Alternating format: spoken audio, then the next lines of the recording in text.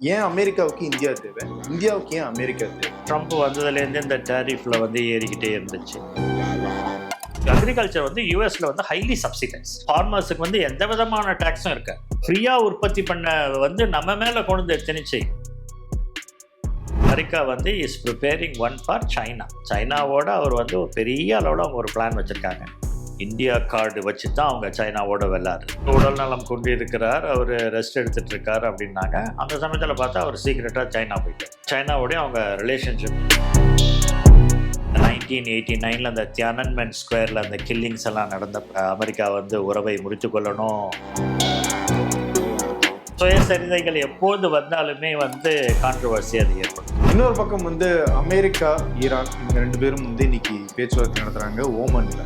குறிப்பாக அந்த பேச்சுவார்த்தை இந்த அணுசக்தி தொடர்பானதாக இருக்கு. நீங்க வந்து யுரேனியமே என்ரிச் பண்ணக்கூடாது, ஜீரோ கொண்டு வரணும் அப்படின்னு அமெரிக்கா சொல்றாங்க. அது அரசுக்கு எதிராக இருக்கக்கூடிய தங்கமயில் வழங்கும் சுப முகூர்த்த சிறப்பு சலுகைகள். ஒவ்வொரு 10 கிராம் தங்கத்திற்கும் 1/2 கிராம் தங்க நாணயம் இலவசம். இச்சலுகை பிப்ரவரி 28ஆம் தேதி வரை மட்டுமே. விகடனின் சிறப்பு நேர்காணலுக்கு வரவேற்கிறோம். இன்னைக்கு சர்வதேச அளவில் பல்வேறு நிகழ்வுகள் நடந்துகிட்டு இருக்கு. அந்த நிகழ்வுகளுக்கு பின்னாடி இருக்கிற அரசியல் என்ன, வரலாறு என்ன அப்படிங்கிறத பத்தி தான் நம்ம பேச இருக்கிறோம். நம்மளோட லோயோலா கல்லூரியினுடைய வரலாற்றுத்துறை பேராசிரியர் திரு பெர்னார்டி சாமி சார் இருக்காரு. சார் வணக்கம். வணக்கங்க சார். முதல்ல அமெரிக்காவுக்கும் இந்தியாவுக்கும் இடையில ஒப்பந்தம் ஆனதாக சொல்லப்படுற அந்த ட்ரேட் டீல் வந்து ட்ரம்ப் அறிவிச்சிருக்காரு. இந்தியாவுக்கு வந்து 18% வரி விதிப்பை நாங்கள் குறைச்சிருக்கோம், இந்தியா வந்து 0% அந்த வரி விதிப்பு செஞ்சிருக்கு. ஒரு வகையில வந்து இந்த டீல் கையெழுத்து ஆனது அப்படிங்கிறதே வந்து முக்கியமான விஷயமா பார்க்கப்படுது. இது வந்து ஒரு ட்ரேட் வர்த்தகமாக வந்து என்ன அப்படிங்கிறது ஒரு டிஸ்கஷன். இன்னொரு பக்கம் இதுல இருக்கிற ஜியோ பொலிட்டிக்கல் ஆங்கிள் என்ன, ஏன் அமெரிக்காவுக்கு இந்தியா தேவை, இந்தியாவுக்கு ஏன் அமெரிக்கா தேவை, சைனா அப்படிங்கிற அந்த இன்ஃப்ளூயன்ஸை எதிர்க்கிறதுக்கா, இதுக்கு பின்னாடி இருக்கிற அந்த ஜியோ பாலிட்டிக்ஸ் என்ன? ட்ரம்ப் வந்ததுலேருந்து இந்த டேரிஃபில் வந்து ஏறிக்கிட்டே இருந்துச்சு. நம்ம வந்து 25 இருந்தோம், அப்புறம் 50க்கு போனோம், 18, 25, 50 அப்படிலாம் போச்சு. அந்த 50, 25 + 25 வந்து நம்ம வந்து அந்த ஆயில் வாங்குறதுனால நீங்கள் ஒரு 25 கூட கொடுக்கணும் அப்படின்னு. அவர் பதவி எடுத்து ஒரு ஆண்டு.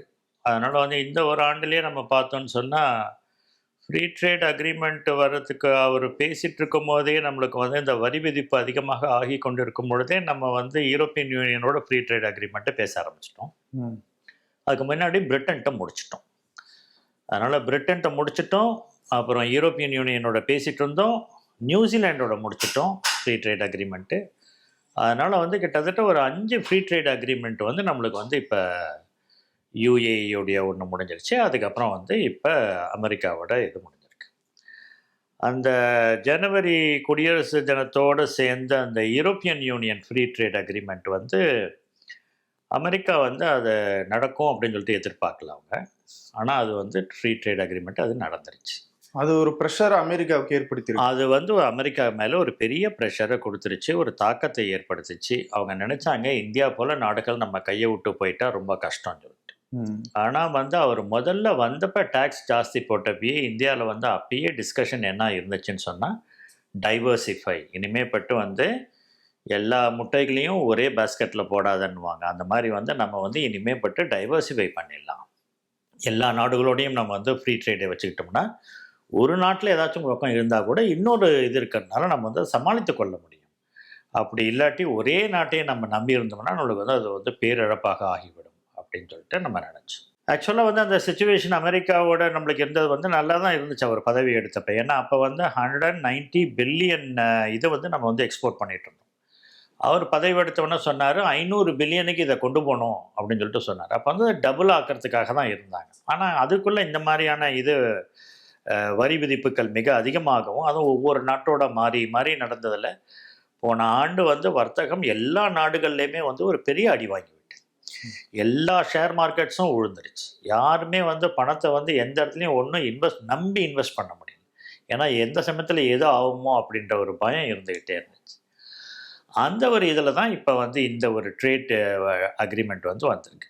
இதில் பார்க்கப்பட வேண்டியவை அப்படின்னு நான் நினைக்கிறது என்னன்னா, குறிப்பிடப்பட வேண்டியவை, பார்க்கப்பட வேண்டியவை அப்படின்னா 500 பில்லியனுக்கு ஃப்ரீ ட்ரேட் இருக்குது அப்படின்றத அவர் சொல்லியிருக்காரு. இந்தியாவோட இருக்குன்னு சொல்லியிருக்காரு. இதை எல்லாரும் குறிப்பிட்டிருக்காங்க. இது எப்படி கணக்கு போட்டாலும் இது வரமாட்டேங்குது. ஏன்னா இப்போ நம்ம பண்ணிட்டு இருக்கிறது வந்து ஒரு 42, 43 பில்லியன் தான் வருது. சர்வீசஸ் அவங்க கொடுக்குற அந்த சர்வீசஸ்க்கு இன்னும் ஒரு 45 போனால் கூட 100 தான் வருது. அப்படி இருக்கிறப்ப வந்து எப்படி வந்து 500 அப்படின்னு அவர் சொன்னாருன்னு சொல்லிட்டு, இது வந்து வரும் காலத்தில் அடுத்த 5 ஆண்டுகளுக்கு அவர் சொன்னாரா, அப்படி இல்லாட்டி இப்போ சொன்னாரா அப்படின்னு சொல்லிட்டு ஒன்று. ரெண்டாவது ஒரு பயம் என்ன வருதுன்னா, இதுக்கு முன்னாடி வந்து விவசாயமும் கால்நடைகளும் இதில் உள்ள வராது அப்படின்னு சொல்லிட்டு சொல்லிக்கிட்டே இருந்தாங்க. அவங்க பாதுகாக்கப்பட வேண்டும், அதனால தான் நாங்கள் சைன் பண்ணல, இது அமெரிக்கா வந்து கேட்டுக்கிட்டே இருக்கிறாங்க, உங்கள் அக்ரிகல்ச்சரல் மார்க்கெட்டை எங்களுக்கு திறந்து விடுங்கன்னு சொல்கிறாங்க அப்படின்னு சொல்லி. ஆனால் அது வந்து இந்தியா ஒரு ரெசிஸ்டன்ஸ் கொடுத்துட்டே இருந்துச்சு. ஆனால் இப்போ இந்த $500 அப்படின்னு அவங்க சொல்கிறப்ப ஒருவேளை விவசாயம் திறந்து விடப்படுமோ என்கின்ற ஒரு பயம் எழுந்துள்ளது.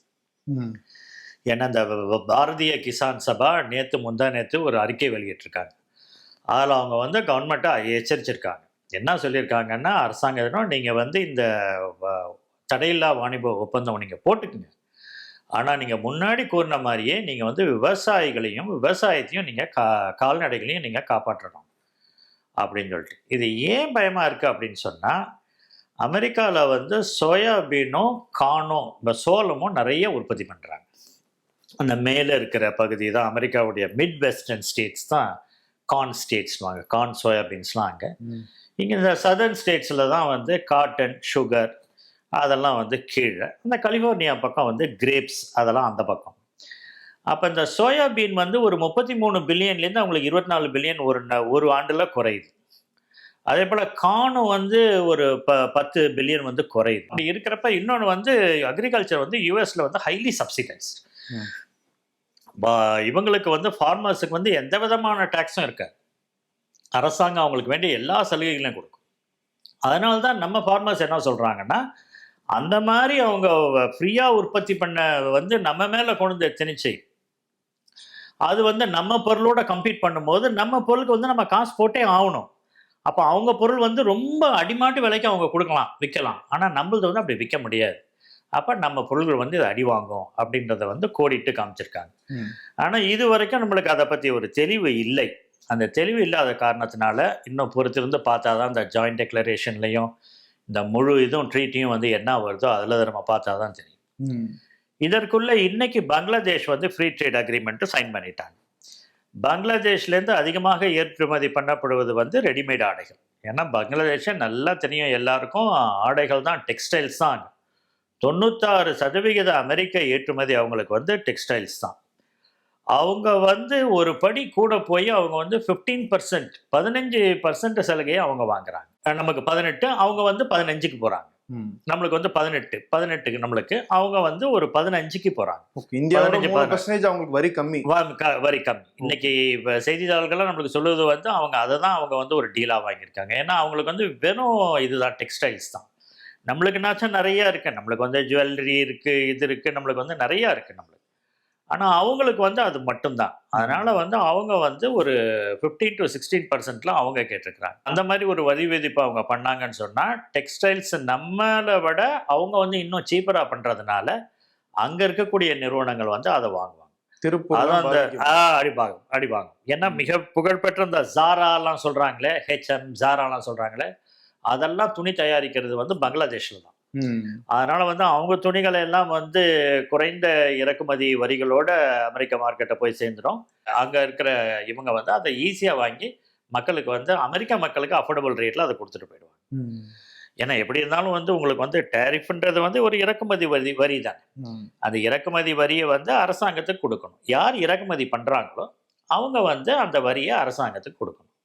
அப்ப இறக்குமதி பண்றவங்க எங்க வேலை சீப்பா இருக்கோ அங்கதான் இறக்குமதி பண்ணுவாங்க.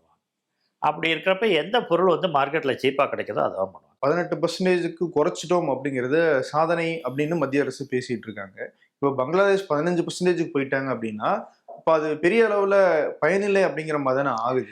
டெக்ஸ்டைலை பொறுத்த வரைக்கும் இன்னும் மற்றதெல்லாம் இருக்குல்ல, மற்ற ஏரியா நம்ம இது மற்ற நம்முடைய ஏற்றுமதி பொருட்கள்லாம் நிறைய இருக்கிறதுனால நம்மளுக்கு வந்து டைவர்சிஃபை பண்ணிட்டோம். இன்னொன்று வந்து நிறைய பொருட்கள் நம்ம ஏற்றுமதி பண்ணுறோம். இப்போ பங்களாதேஷ் போல நாடு வந்து ஒரே ஒன்று தான், வெறும் அவங்களுக்கு டெக்ஸ்டைலில் தான் 96% அவங்களுக்கு இது பண்ணுறதுனால, அமெரிக்காவுக்கு ஏற்றுமதி பண்ணுறதுனால அவங்களுக்கு வந்து வரி விதிப்பு குறைக்கிறதுக்கான வாய்ப்பு. இன்னொன்று 20ஆம் தேதி 12ஆம் தேதி அவங்களுக்கு எலெக்ஷன் வருது. அதுக்கு முன்னாடியே அவங்க வந்து மக்களுக்கு வந்து அமெரிக்காவோட ஒரு நல்ல உறவு இருக்குது அப்படின்றது. அவங்க ஒரு பெரிய லாபி அங்கே வச்சுருந்தாங்க. அந்த லாபி மூலமாக, யூனோஸ் லாபி மூலமாக, ஏன்னா அந்த மைக்ரோ ஃபைனான்சிங் அப்படின்றத அவர் அமெரிக்காவிலையும் அவர் பண்ணிட்டு இருந்தார். அதனால அந்த லெவலில் வந்து அவங்களுக்கு அது ஒரு வாய்ப்பாக. சைனாவோட அவங்க போட போகிறாங்க. அமெரிக்கா வந்து is preparing one for China. சைனாவோட அவர் வந்து ஒரு பெரிய அளவில் அவங்க ஒரு பிளான் வச்சுருக்காங்க.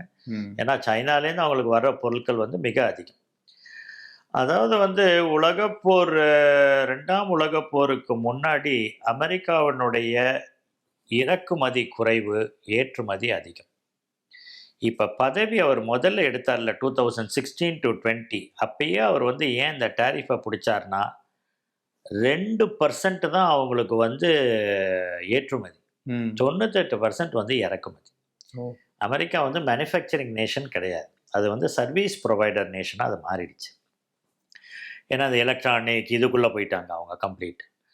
அதை இப்போ மாற்றணுன்றதுக்காக தான் இந்த டேரிஃப். அப்போ வந்து இந்த வரி விதிப்பு வந்துச்சுன்னா அதை நான் மக்களுக்கு கொடுப்பேன், மக்களுடைய வரி சுமையை நான் குறைப்பேன், அங்கே வந்து வேலை வாய்ப்புகளை நான் ஏற்படுத்துவேன். இதுதான் நான் எலெக்ஷனில் கொடுத்த ப்ராமிஸு. அப்போ அமெரிக்க மக்களுடைய வாழ்வு இது பண்ணணும்னா டேரிஃப்லேருந்து நான் பணம் வாங்கினா தான் உண்டு. இதுதான் அவருடைய மெயின் ஃபிலாசபி. இதை வந்து ஒரு இதாக வைத்துக்கொண்டு, ஒரு டூலாக வைத்துக்கொண்டு இன்றைக்கி உலக நாடுகளை ஒன்றுக்கு எதிராக இன்னொன்று, அப்புறம் ஒருத்தர் குறைக்கிறது, ஒருத்தர் எந்த ஒரு யூனிஃபார்ம் டேரிஃப் இதுவும் இல்லை. ஒவ்வொரு நாட்டுக்கு ஏற்ற மாதிரி, உறவுகளுக்கு ஏற்ற மாதிரி. இதில் ஒரு பெரிய ரோல் 18% ப்ளே பண்ணியிருக்கிறது வந்து அந்த செர்ஜியோ கோர். ஜனவரி மாதம் தான் அவர் புது அம்பாசிடராக இந்தியாவுக்கு வந்தார். அவர் அவருடைய நெருங்கிய நண்பர். அதனால் அவங்க 2 பேரும் பேசிக்கிறது, அவர் கொடுக்குற இன்புட் தான் இது. இந்தியா வந்து நம்ம கையை விட்டு போயிடும், அதனால் வந்து நீங்கள் டேக்ஸை குறைச்சி, டேரிஃபை குறைச்சி ஒரு ஃப்ரீ ட்ரேட் அக்ரிமெண்ட்டை போட்டுக்குங்க அப்படின்றதுல ஒரு பெரிய ரோல் ப்ளே பண்ணது வந்து செர்ஜியோ. இப்போ இந்தியாவை அமெரிக்கா தக்க வச்சுக்கிறது மூலமாக சைனாவுக்கு எதிரான ஒரு அணியை உருவாக்குறாங்க அமெரிக்கா. அதை வந்து போக விடாம செஞ்சுக்கிறாங்க அப்படின்னு எடுத்துக்கலாமா? சைனாவுக்கு அமெரிக்கா வந்து எவ்வளவு தூரத்துக்கு வந்து ஒரு செக் வைக்க முடியும் அப்படின்னு பார்ப்பாங்க. அந்த செக் வந்து இந்தியாவை வச்சுட்டு தான் வச்சுட்டு இருக்கிறாங்க.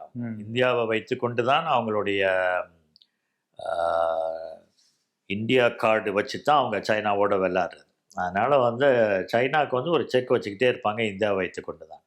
அவர்களோட நெருக்கமாக இருக்க விரும்புவார்கள். ஆனால் அவங்க வந்து நெருக்கமாக, ஏன்னா நிக்சன் அதிபராக ஆன போது அவர் இந்தியாவுக்கு விஜயம் செய்கிறாருன்னு சொல்லிட்டு இங்கேயும் பாகிஸ்தானுக்கும் வந்துட்டு, அப்புறம் வந்து உடல்நலக் குறைவால் அப்போ அவருடைய இவராக இருந்தவர் வந்து செக்ரட்டரி ஸ்டேட்டாக இருந்தவர் வந்து ஹென்ரி கிசிஞ்சர். அவர் தான் இன்னைக்கு ரொம்ப ஒரு பெரிய இதாக கன்சிடர் பண்ணுவாங்க. அவருடைய புக் ஆன் டிப்ளமசி 1000 பேஜுக்கு மேலே எழுதியிருப்பார். அதில் தான் அவர் வந்து எப்படி ராஜதந்திரம்னா என்ன அப்படின்றத பற்றி அவர் எழுதியிருப்பார். அவர் ஒரு ஜூ. அவர் தான் வந்து ஒரு அமெரிக்கன் ஃபாரின் பாலிசியை ரொம்ப இது பண்ணதில் அவர் வருது. அப்போ அவர் வந்து திடீர்னு அவர் வந்து உடல் நலம் கொண்டு இருக்கிறார், அவர் ரெஸ்ட் எடுத்துகிட்டு இருக்கார் அப்படின்னாங்க. அந்த சமயத்தில் பார்த்தா அவர் சீக்ரெட்டாக சைனா போயிட்டார். அப்படி தான் சைனாவோடய அவங்க ரிலேஷன்ஷிப்பை நார்மலைஸ் பண்ணாங்க 70s, 72, 73 இந்த இயர்களில் தான் அவங்க நார்மலைஸ் பண்ணாங்க.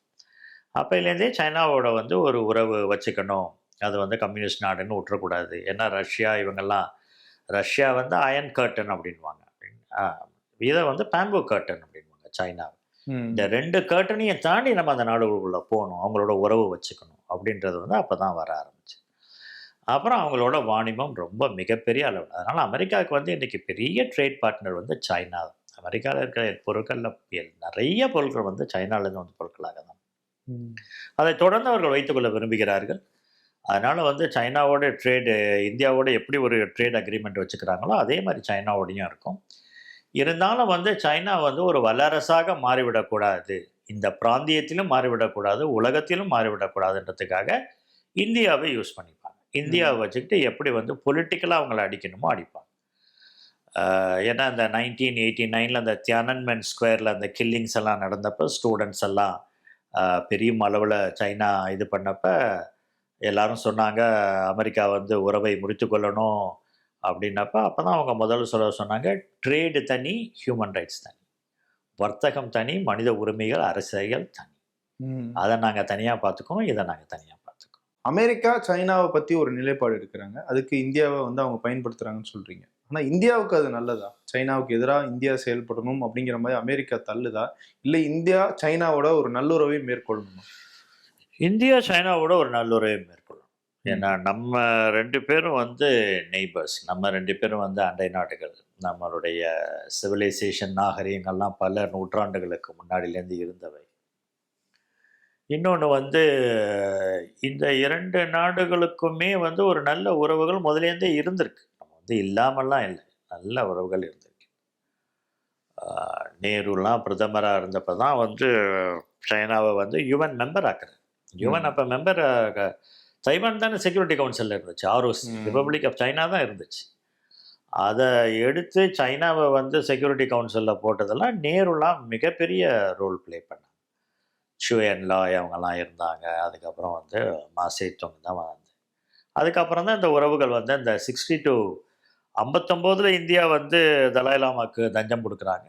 அதுலேருந்தே சைனா வந்து ஒரு இந்த இதை எடுத்துக்கிட்டாங்க, அவருக்கு நீங்கள் தஞ்சம் கொடுத்துட்டீங்க அப்படின்றது வந்து. அதை தொடர்ந்து 62 போர், அதுக்கப்புறம் தொடர்ந்து இந்த பார்டரில் இருக்கக்கூடிய பதற்றம். ஆனால் இந்த 2 நாடுகளும் ஒன்றாக நின்றார்களே என்றால் இன்னைக்கு இருக்கக்கூடிய இந்த ஒரு வல்லரசு என்பது வந்து 2 நாடுகள் 3 நாடுகள்னு இல்லாமல் பல நாடுகளாக இருக்கும். உலகத்தில் இன்னைக்கு பல நாடுகள் வல்லரசுகளாக இருக்கிறது. ரீஜனல் பவர்ஸ்ன்றாங்கல்ல, ஒவ்வொரு பிராந்தியத்துக்கும் ஒவ்வொரு நாடுகள் தலைவராக. ஏன்னா ஒரு நாடு தான் தலைமை அப்படின்றத விட பல நாடுகளுடைய தலைமை அந்தந்த பிராந்தியத்தில் வர்ற. இப்போ பிரேசில் வந்து லாட்டின் அமெரிக்காவில் எமர்ஜ் ஆகிட்டு இருக்குது.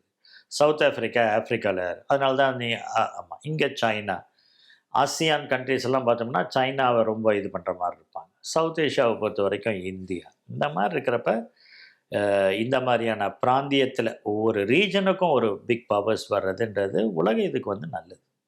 நீங்கள் வந்து ஹென்ரி கிஸிங்கர்னுடைய அந்த டிப்ளமசி பற்றின அந்த புக்கை சொல்லியிருந்தீங்க. இப்போ இன்னொரு புக்கும் வந்து சர்ச்சையாகிட்டு இருக்கு. முன்னாள் இராணுவ தலைவர் திரு எம் நரவானே அவர் எழுதின ஒரு ஆட்டோபயோகிராஃபி புக்கு. அது வந்து இன்னும் வெளியாகலை. ஆனால் அதில் இருக்கிற சில விஷயங்கள் எல்லாம் கேரவன் அப்படிங்கிற ஊடகத்தில் வெளியாகி இன்னைக்கு நாடாளுமன்றத்தில் மிகப்பெரிய விவாதம் ஆகியிருக்கு. நீங்கள் படித்த அந்த ஹென்ரி கிஸிங்கர்னுடைய டிப்ளமசியில் இந்த மாதிரியான சர்ச்சையான புத்தகங்கள் இருக்கா? உலகம் முழுக்க இந்த மாதிரி வெளியான ஆட்டோபயோகிராஃபிஸில் சர்ச்சைக்கு இடம் கொடுத்துருக்காங்களா, இல்லை நம்ம மட்டும்தான் அப்படி கொடுக்காம இருக்கோமா? ஆட்டோபயோகிராஃபிஸ், சுயசரிதைகள் எப்போது வந்தாலுமே வந்து கான்ட்ரவர்சி அதை ஏற்படுத்தும். ஏன்னா அவர்கள் வாழ்க்கையில் என்ன நடந்ததோ அப்படின்னு சொல்லிட்டு அவங்க எழுதுவாங்க. அதனால தான் வந்து மெமோவா அப்படின்வாங்க ஃப்ரெஞ்சில், மெமோயிர்ஸ் அப்படின்வாங்க. அப்படின்னா நான் பிரசிடெண்ட்டாக இருந்தப்ப, நான் பிரைம் மினிஸ்டராக இருந்தப்ப என்ன நடந்தது அப்படின்றத எழுதுறது. அது எல்லா தலைவர்களுமே எழுதுவாங்க. அமெரிக்கா, இங்கிலாண்டெல்லாம் எல்லா பிரைம் மினிஸ்டரும் அவங்களத எழுதுவாங்க. அவங்க பிரைம் மினிஸ்டர் இருக்கும்போதே அந்த புக் கம்பெனி அவங்களோட கான்ட்ராக்ட் போட்டுருவான். நீங்கள் எழுதிக்கிட்டே இருங்க, நீங்கள் டெய்லி செல்றதெல்லாம் நீங்கள் சொல்லிக்கிட்டே அனுப்புங்க, நாங்கள் எழுதிக்கிட்டே இருக்கிறோம், அப்புறம் முடிஞ்சவொன்னே புக் ஆக்கிடலாம். அந்த மாதிரி தான் டோனி பிளேர்லாம் அவருடைய புக்கு, இவங்க எல்லாரும் பிரிட்டிஷ் பிரைம் மினிஸ்டர்ஸ் எல்லாருமே எழுதியிருப்பாங்க. அமெரிக்கா பிரசிடென்ட்ஸ் எல்லாரும் எழுதியிருப்பாங்க. அமெரிக்கா பிரசிடென்டோடைய ஒய்ஃப் ஃபர்ஸ்ட் லேடி அவங்களும் எல்லாரும் எழுதியிருப்பாங்க அவங்களுடைய. அதே போல் இராணுவ தளபதிகள் அவங்களும் அவங்களுடைய வரலாற்றை எழுதியிருப்பாங்க. அவங்க காலகட்டத்தில் என்ன நடந்தது அப்படின்னு சொல்லி. அதில் தான் நிக்சன் வந்து அவருடைய சுயசரிதையில் தான் நான் இந்திரா காந்தியை மீட் பண்ணேன், எனக்கு அந்த அம்மா மேலே நம்பிக்கையே வரல, அந்த 1971 வாரை பற்றி சொல்கிறப்ப அவர் சொல்வார் அந்த மாதிரிலாம். ஸோ இந்த மாதிரி வரப்போ அது வந்து கான்ட்ரவர்சிக்கு கட்டாயமாக உள்ளாகும். இந்தியாவிலையுமே நிறைய ஜென்ரல்ஸ்லாம் எழுதியிருக்கிறாங்க. நான் இப்போ நீங்கள் குறிப்பிட்ட இந்த நாவலை பற்றி நான் இன்னும் படிக்கலை, அவளோட இருக்கிறேன், படிக்கணும்னு சொல்லிட்டு படிக்கணும். ஆனால் இதுக்கு பேரலாக ஒன்று சொல்லலாம். இந்த மாதிரி வந்து ஹிமாலயன் பிளெண்டர் அப்படின்னு சொல்லிட்டு பிரிகேடியர் டால்வி எழுதியிருப்பார். ஓகே, அவர் வந்து சைனா வார்க்கு அப்புறம் இதை எழுதுவார். அது வந்து ஒரு ஹிமாலயன் பிளெண்டர் அப்படின்னு சொல்லிட்டு. இந்தியா பாடின ஒரு பெரிய தவறு வந்து ஹிமாலயன் பிளெண்டர். அந்த மாதிரி இராணுவ தளபதிகள் இந்தியாவிலுமே வந்து 62 வாரை பற்றியும் எழுதியிருக்கிறாங்க, 1971 வாரை பற்றியெல்லாம் நிறைய பேர் எழுதியிருக்கிறாங்க. அதனால் வந்து இது வந்து நல்லது. ஒரு ஏன்னா வந்து எல்லா விதமான கண்ணோட்டத்திலும் ஒரு செய்தி பார்க்கப்பட வேண்டும். அந்த சமயத்தில் அவர் என்ன நினைச்சார், என்ன பண்ணணும்னு நினைச்சார் அப்படின்றதெல்லாம் வந்து நம்மளுக்கு தெரியும். அந்த விதத்தில் வந்து இது வந்து இந்த மாதிரி சுயசரிதைகள் வருவதெல்லாம் வந்து ஒரு ஜனநாயகத்தை வலுப்படுத்தக்கூடியதாக தான். இன்னொரு பக்கம் வந்து அமெரிக்கா, ஈரான் இவங்க 2 பேரும் வந்து இன்னைக்கு பேச்சுவார்த்தை நடத்துறாங்க ஓமன்ல. குறிப்பா அந்த பேச்சுவார்த்தை இந்த அணுசக்தி தொடர்பானதாக இருக்கு. நீங்க வந்து யுரேனியமை என்ரிச் பண்ணக்கூடாது, 0 கொண்டு வரணும் அப்படின்னு அமெரிக்கா சொல்றாங்க. அது மட்டும் இல்லை, அவங்களோட சேர்த்து ஈரானுடைய அந்த ஏவுகணை திட்டங்கள் அதையும் கைவிடணும் அப்படிங்கிற ஒரு வலியுறுத்தல் வைக்கிறாங்க. இந்த பேச்சுவார்த்தையை எப்படி பார்க்குறீங்க?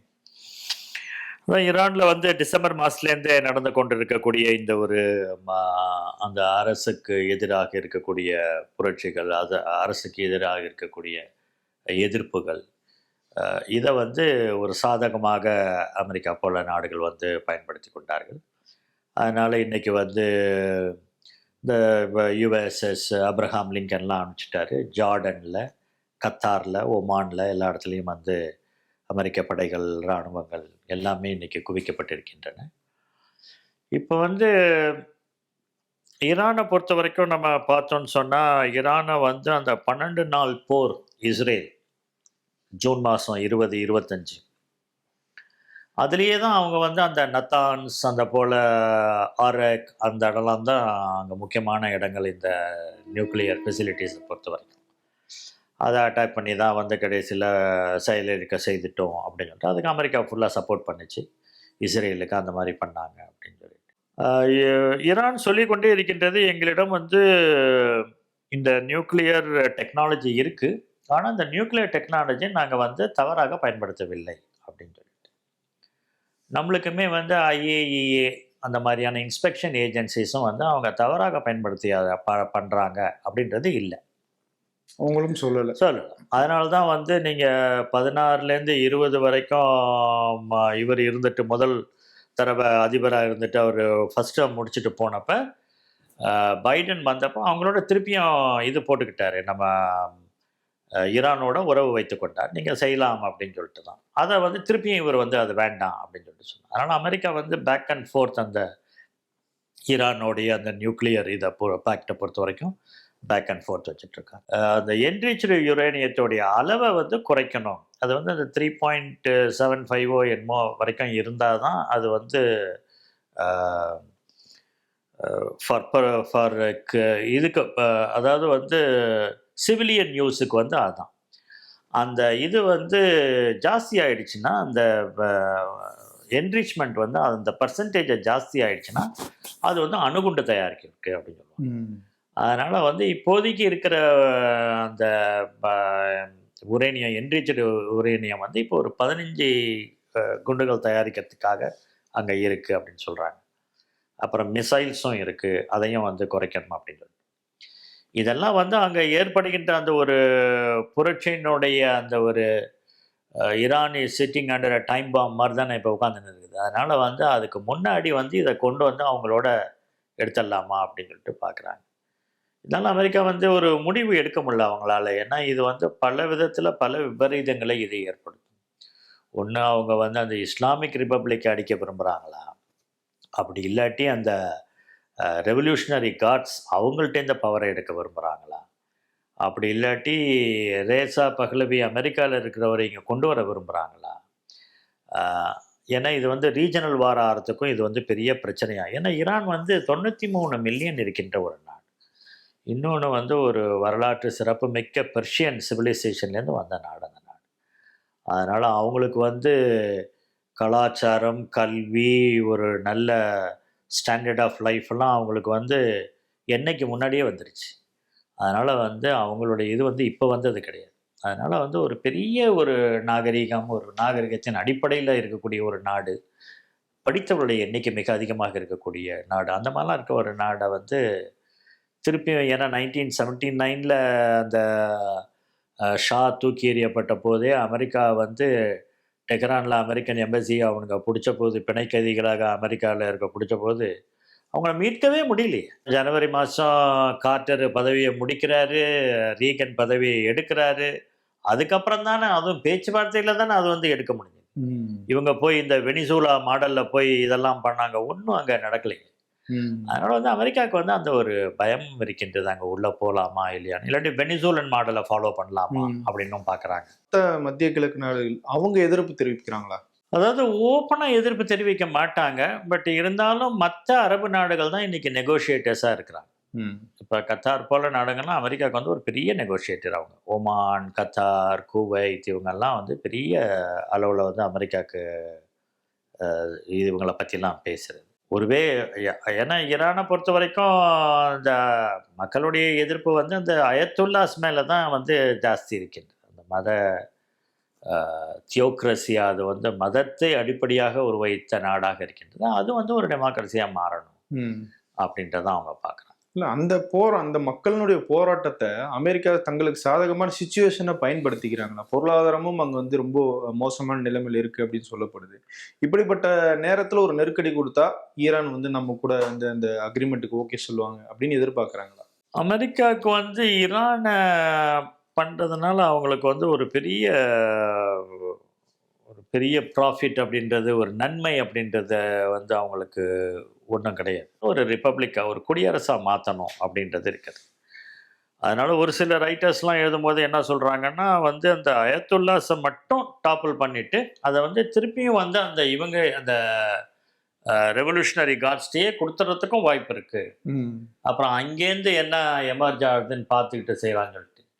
ஏன்னா லிபியாவில், அதுக்கப்புறம் வந்து சிரியாவில் வந்து மாற்றம் அந்த நாட்டுக்குள்ளேயே வந்துச்சு. அதனால் அது நிலையாக இருக்குது. ஆனால் அமெரிக்கா போய் அடித்த லிபியாலேயோ இதுலேயோ வந்து சரியான ஈராகில் மாற்றங்கள் வரவே இல்லை. அதனால் அமெரிக்கா வந்து அதை வந்து ஒரு பாடமாக வச்சிட்ருக்கு. லிபியாவுக்கு நம்ம போய் அடித்து கடாஃபியை இது பண்ணி அதுக்கப்புறமா அங்கேருந்து ஒரு நல்ல ரிசல்ட்ஸ் இல்லை. ஈராக்லேயும் வந்து ஒரு நல்ல ரிசல்ட்ஸ் இல்லை. அப்படி இருக்கிறப்ப ஈரானுக்குள்ளேயும் போய் நம்ம முகம் நுழைச்சிக்கிட்டு நம்ம இது பண்ணுறதை விட வெளியிலேருந்தே கொஞ்ச நாள் பார்ப்போம் என்ன நடக்குது அப்படின்னு சொல்லிட்டு.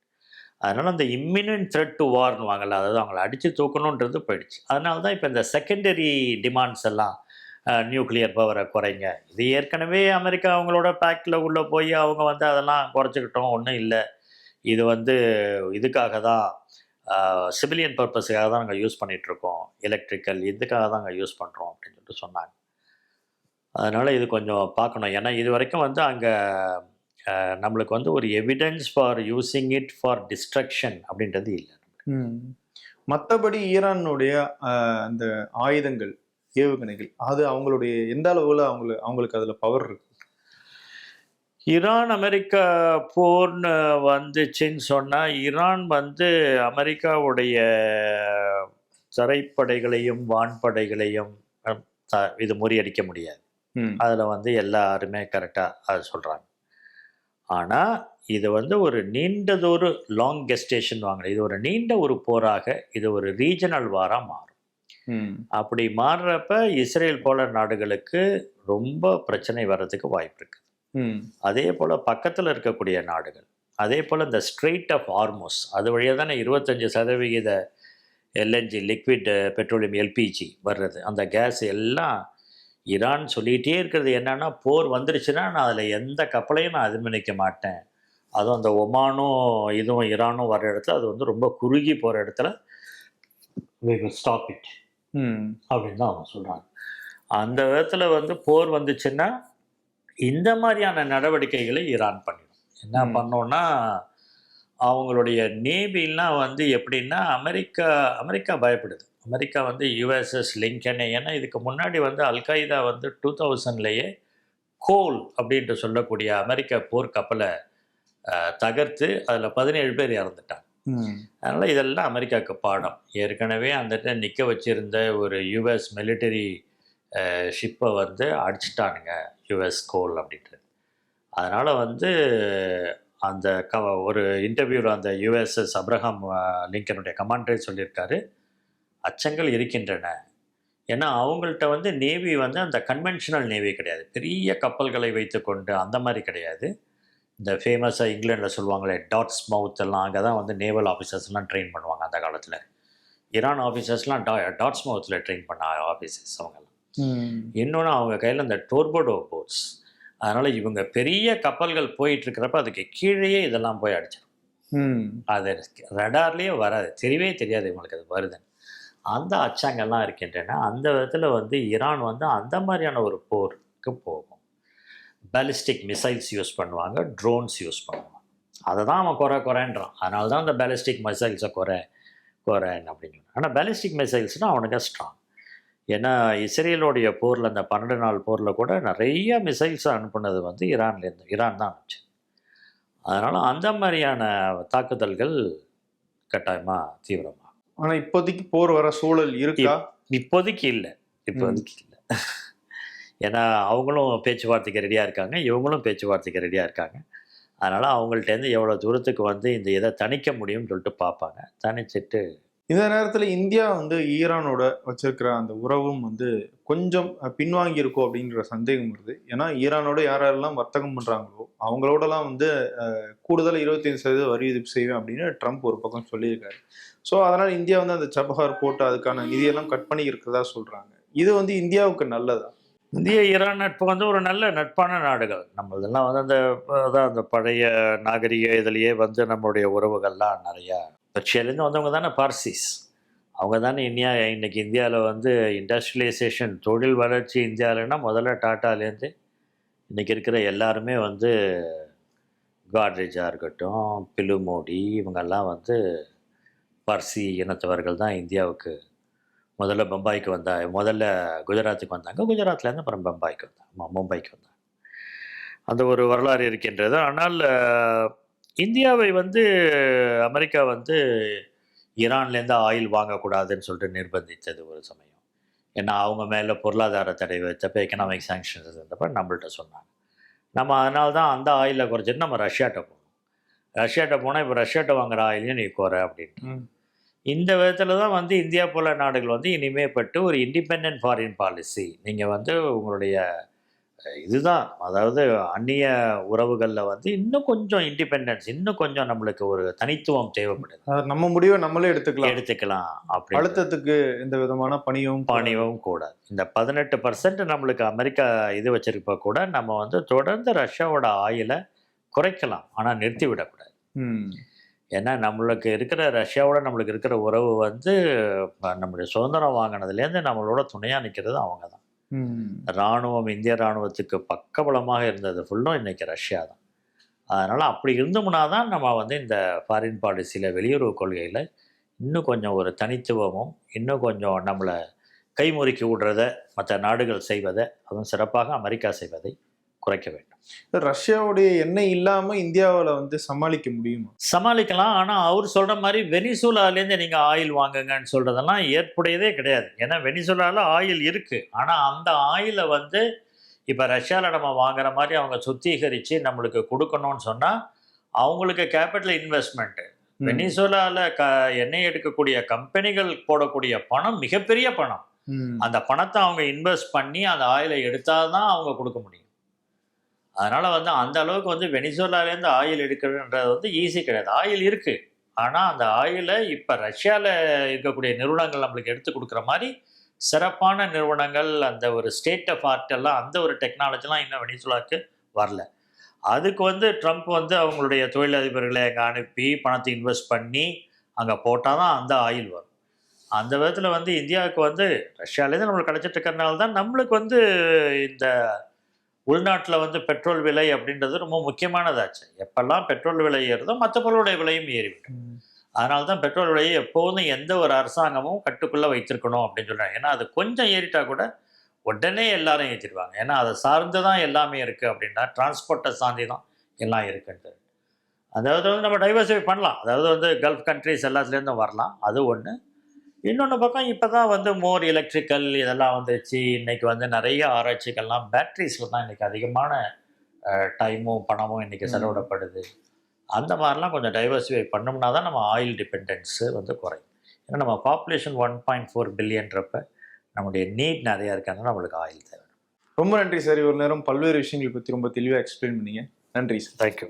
உங்கள் அபிமான தங்கமயிலில் சர்வ லட்சணம் நிறைந்த சுபமுகூர்த்த கலெக்ஷன்களின் அணிவகுப்பு. நீங்கள் வாங்கும் ஒவ்வொரு 10 கிராம் தங்கத்திற்கும் 1/2 கிராம் தங்க நாணயம் இலவசம். இச்சலுகை பிப்ரவரி 28 வரை மட்டுமே. தங்கம் வாங்க தங்கமயிலுக்கு வாங்க.